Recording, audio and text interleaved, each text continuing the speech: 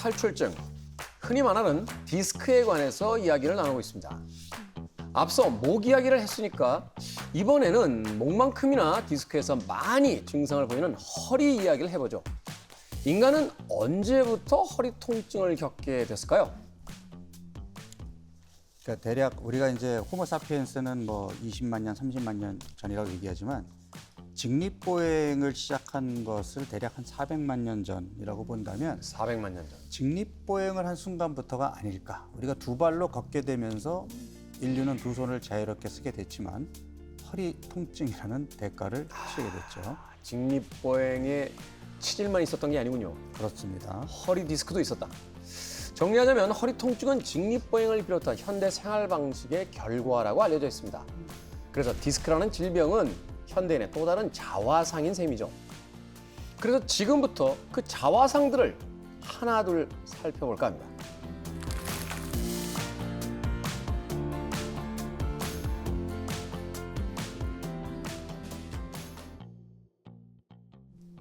자, 첫 번째 작품입니다. 멕시코를 대표하는 여성 화가죠. 프리다 칼로의 대표작이에요. 자화상입니다. 조수, 이 작품에서 가장 먼저 눈에 들어오는 게 뭘까요? 아니, 뼈가 으스러진 것 같고요. 지금 막 아우 어떡하죠? 약간 끔찍할 정도로 네. 이 척추가 보이고 있죠. 이 작품 속의 여성은 앞서 이야기한 것처럼 자화상, 바로 이 그림을 그린 사람 프리다 칼로입니다. 프리다 칼로는 1925년 18살이라는 젊은 나이에 끔찍한 사고를 당합니다. 자신이 타고 있던 차가 전차와 충돌하면서 척추와 쇄골, 갈비뼈, 꼬리뼈, 그리고 다리까지 골절상을 입게 된 거죠. 심지어는 쇠로 된 핸드레일이 자신의 배를 관통하는 치명상을 입기도 했습니다. 아, 그래서 몸 곳곳에 저렇게 못이 박혀 있네요. 그리고 흰 띠들은 의료용 코르셋을 의미하는 걸로 보여요. 맞습니다. 멕시코에 있는 이 프리다 칼로의 작업실에 가게 되면 실제로 착용했던 코르셋과 저 보조 장비들이 전시되어 있습니다. 약 28번의 보조 장치를 사용했다고 알려져 있는데 그중에 한 벌은 강철, 세 벌은 가죽, 나머지는 플라스터 코르셋이었다고 합니다.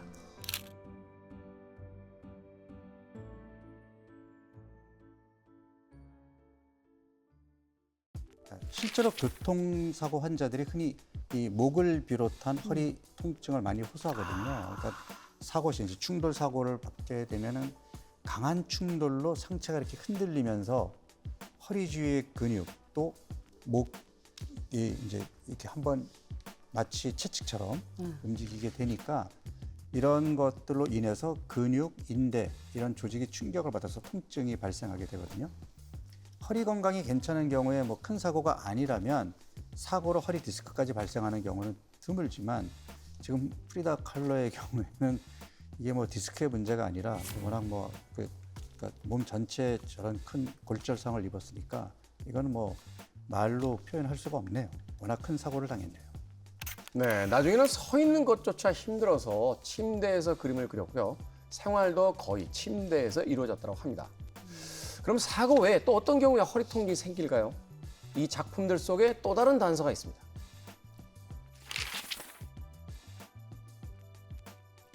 자, 너무나 유명한 그림이 보이고 있죠. 아니 이 그림들 보니까 모두가 좀 구정합니다. 그렇죠? 그렇죠. 마치 예전에 우리 시골의 할머니들처럼 허리가 다 앞으로 굽어 있는 것을 볼 수 있습니다. 자, 그림 하나는 너무나 유명한 밀레의 이삭 줍는 여인들이고요. 이 추수가 끝난 밭에서 남은 나달을 줍는 모습을 그린 작품으로 우리에게 알려져 있습니다. 당시 농촌 사회에서 가난한 농민들의 고단한 삶이 이 그림 한 장에 그대로 녹아 있죠. 향락과 퇴폐에 빠진 부르주아의 생활을 비판하며 민중의 삶을 그려냈던 오노레 도미에의 대표작도 역시 보이고 있습니다. 세탁부라는 제목인데 한 여성이 한 손엔 어린아이의 손을 잡고 다른 한 손엔 빨래 더미를 들고 계단을 오르는 모습이 담겨 있죠. 작품명이 그냥 빨래가 아니라 세탁부인 걸 보니까 가족들 빨랫감이 아닌가 봅니다. 네, 19세기 파리에선 세탁부란 직업이 있었다고 해요. 주로 부유층 가정의 세탁물을 모아서 강가에서 깨끗하게 빨아주는 일을 했습니다. 우리나라에도 제가 기억하기로는 70년대까지만 해도 바로 세탁부란 직업이 이 시골 마을에는 실제로 존재했던 것으로 알고 있습니다. 자, 하루 종일 물에 손을 담그고 무거운 빨래를 들고 옮기는 등 신체적으로 정말 힘든 일이었겠죠. 아, 거기에 그림을 보면은 옆에 아이까지 있잖아요. 아이까지 돌보려면은 정말 2배로 더 힘들거든요. 그래서 그림을 보면은 그래서 우리 세탁부이신 이 저 여성분의 팔 근육이 굉장히 제 팔 근육도 대단한데 전완근이 정말 대단하죠. 엄마들은 전 제 팔 근육 어떤가요? 어우, 아유 너무 부끄러우니까. 팔만 남편분의 팔을 빌려온 줄 알았어요.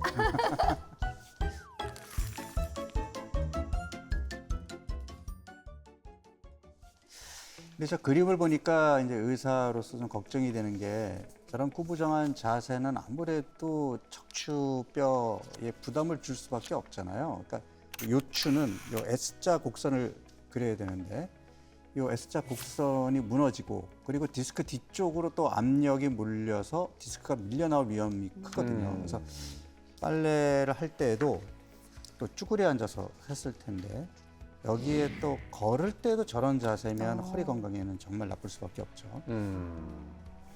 자, 외국 작품 속 외국 여인들의 모습을 살펴봤는데 사실 고된 노동을 하는 우리나라 여성을 담은 작품도 이에 못지않게 많습니다. 빨래 얘기가 나왔으니까 빨래와 관련된 우리나라 작가의 작품 하나 더 보고 가죠. 오. 자, 보고 계시나요? 저 때는 우리 저기 닥터 피께서 실제 이렇게 겪으셨던 그 장면들 아닌가요? 직접 그 직접 정도까지는 증언을 좀 아니었습니다. 부탁드려도 그 되겠습니까? 정도까지는 아니었습니다. 우리 그렇게 크게 차이 안 나요. 저는 가끔 닥터피가 아는 게 많아서 한 260살 정도 된 게 아닌가 하는 생각을 해볼 때가 있습니다. 자, 어찌됐건 토속적인 색채, 단순한 선과 명암으로 한국인의 정서를 그려낸 너무나 유명한 화백이죠. 박수근 화백. 오. 그 남긴 여러 걸작 중에서 1950년대 작품인 빨래터는요. 박화백만의 시선으로 서민의 삶을 따뜻하면서도 묵직하게 담아냈다는 평을 받고 있습니다. 그렇군요. 저렇게 쭈그리고 앉아 있는 자세 정말 무릎과 허리 건강에 안 좋은데요. 우리 지금도 저희 할머니, 그러니까 저한테 이제 할머니 세대들 보면은 허리가 아예 굽어 있는 분들이 많아요. 특히 농촌에 계셨던 농촌에 사시는 분들이 저런 자세를 반복적으로 하다 보면 나이가 드시면서 그냥 저렇게 굳어버리거든요. 그러니까 등뼈 자체가 원래 약간 굽은 구조인데 허리 굽히는 자세가 반복되면 이 곡선을 과장시켜주기 때문에 척추 후만증을 유발하게 되고 실제로 노인성 척추 후만증은 60대 이상 여성에게 굉장히 흔합니다.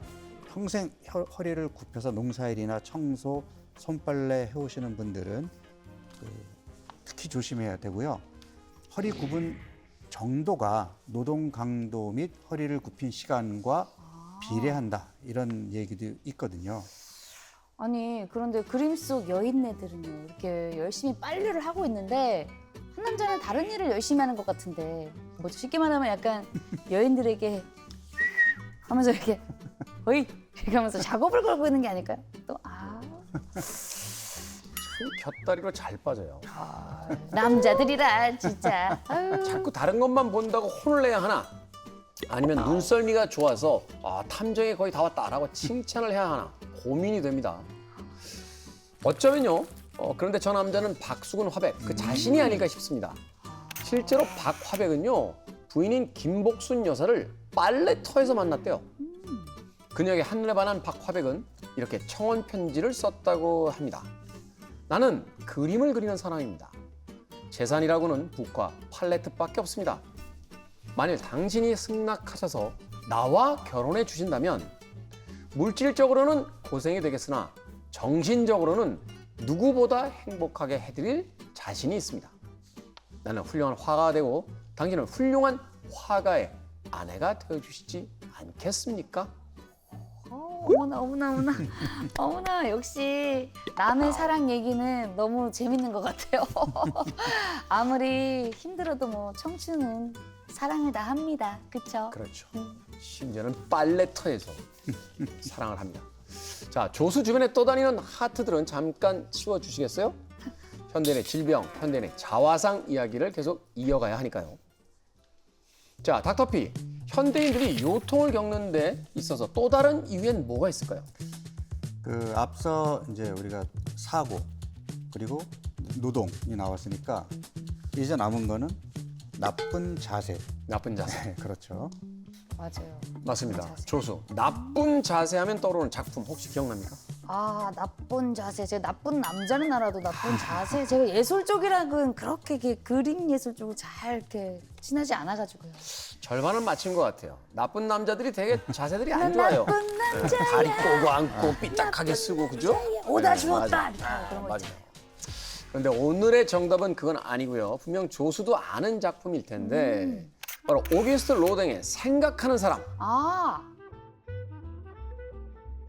자, 이 작품이 공개되자마자 닥터피의 표정이 급격하게 나빠졌습니다. 왜죠? 일단 저 자세를 한번 보세요. 아우. 목과 허리 모두에 안 좋은 자세죠. 턱을 괴고 몸을 앞으로 웅크려 있기 때문에 허리 압력이 좀 갈 거고요. 그리고 목과 어깨에도 곽인장을 유발하는 그런 자세잖아요. 그나마 좀 다행인 게 이제 근육이 많은 편이라는 거. 그러니까 평소에 운동을 좀 한 사람이 아닌가. 그렇지만 이러한 자세를 계속 유지한다면 생각하는 사람, 생각하느라 힘든 것 이상으로 통증 때문에 힘들어질 겁니다. 아니 무슨 생각을 저렇게 깊게 하고 있을까요? 글쎄요, 현대인을 시선으로 본다라면 양변기 위에서 변비를 걱정하고 있는 듯한 표정도 보입니다. 하지만 사실 생각하는 사람은 로댕의 역작 지옥의 문에 설치된 여러 조각 중에 하나입니다. 사후 세계를 여행하는 내용의 단테의 신곡, 그중 지옥편에서 영감을 받아 만든 게 지옥의 문인데요. 지금은 닫혀 있지만 원래 로댕은 사람이 지나다닐 수 있도록 문을 연 형태로 만들려고 했다라고 하죠. 어쨌든 생각하는 사람 발 아래에 있는 것이 바로 지옥입니다. 어쩌면 로댕의 생각하는 사람은 지옥을 바라보며 인간의 운명과 죄 그리고 고통에 대해서 생각하고 있는 게 아닐까요? 물론 상상의 자유니까 어쩌면 자신의 허리 통증에 대해서 깊게 고민하는 걸 수도 있습니다.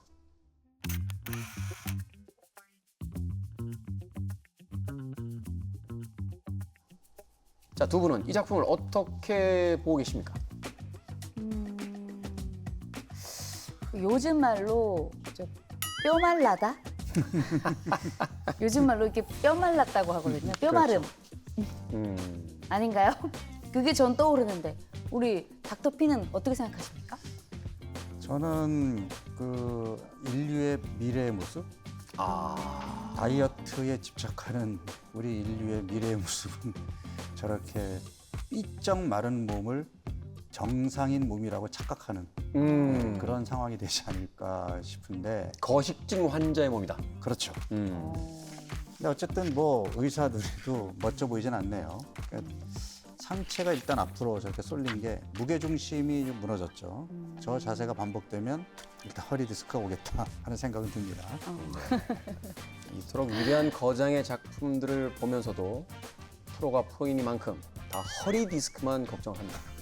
자, 두 분 다 작품 보는 눈이 보통이 아니에요. 실제로 평론가들도 두 분의 이야기한 걸 언급했습니다. 극단적으로 가늘고 긴 초췌한 인체를 통해서 비인간화된 현대 사회에서 살아가는 평범한 인간들의 고독을 상징한 작품입니다. 그러고 보니까 좀 왠지 이렇게 고독해 보이기도 하네요. 혹시 이게 작가가 고독했던 걸까요? 작가가? 어쩌면 그럴지도 모르죠. 이 자코메티는요, 제1차 세계대전과 제2차 세계대전 모두 직접은 아닙니다만 간접적으로 그 시대를 경험한 인물입니다. 스위스 태생으로 직접 전쟁에 참전하지는 않았지만 전쟁의 영향에서 결코 자유로울 수 없었겠죠. 그 2차 세계대전 직전까지는 이제 프랑스에서 활동을 하다가 그다음에 이제 전쟁이 일어나서 스위스로 피난을 갔다고 하는데 전선에 뛰어들진 않았어도 이 전쟁의 공포는 여실히 느꼈을 거고요. 실제로 그 유럽의 작가들을 보면은 전쟁을 직접 겪지 않았던 미국 작가들에 비해서는 그런 어떤 전쟁의 피해를 입은 어떤 정신적인 충격 이런 것들이 작품에서 드러나 보이는 것 같아요. 네. 사실 그래서 이제 유럽의 수많은 예술가들 사이에서는 전쟁 전과 전후 작가를 이제 나누는 것이 하나의 또 사조화이기도 했습니다. 자, 어찌됐건 그래서인지 자코메티는 제2차 세계대전을 기점으로 앙상한 인간상을 만들기 시작했습니다. 마치 고초를 겪은 아우슈비츠의 전쟁 포로처럼 삐쩍 마른 모습이기도 하고 참혹한 전쟁 앞에 선 나약한 인간처럼 보이기도 합니다. 실제로 그는 거리의 사람들을 보라. 그들은 무게가 없다. 내가 보여주려는 건 바로 그런 가벼움의 본질이다. 라는 말을 하기도 했죠. 자코메티가 그의 작품 걷는 사람에 담아낸 인간의 불안과 고독 그리고 고통. 이건 어쩌면 현대인에게도 여전히 익숙한 감정이 아닐까요? 자코메티의 걷는 사람은 당당하거나 힘찬 존재가 아닙니다. 불안정해 보이고 또 허리도 아파 보이죠. 그럼에도 어딘가를 향해 끊임없이 걸어가고 있습니다. 이 걷는 사람이라는 작품이 지금 오늘의 주제인 이 디스크하고 묘하게 연결이 되네요. 의사들이 허리가 아픈 환자에게 늘 하는 처방이 걷기거든요. 걷기. 네, 뭔가 이야기가 이어지는 느낌입니다. 아니, 전에 한 주의 의학 뉴스로도 저희가 소개한 적이 있습니다. 하루에 100분 이상 걷는 사람은 만성 요통 위험이 23% 낮다. 혹시 기억하시는 분 계신가요? 계신가요? 기억합니다. 맞습니다. 현대인과 때려야 뗄 수 없는 허리 통증. 잊지 마십시오. 고통을 극복하는 방법은 아픔을 견디고 계속 걷는 겁니다. 아프다고 해서 더 주저앉아 있으면 허리의 통증은 더 심해질 것이고 근육은 점점 말라가겠죠. 그 아픔을 견디고 계속해서 앞으로 걸어 나갈 때 어느 날인가 허리의 통증을 극복하는 그날이 올 수 있을 겁니다. 오늘의 이야기 여기까지입니다.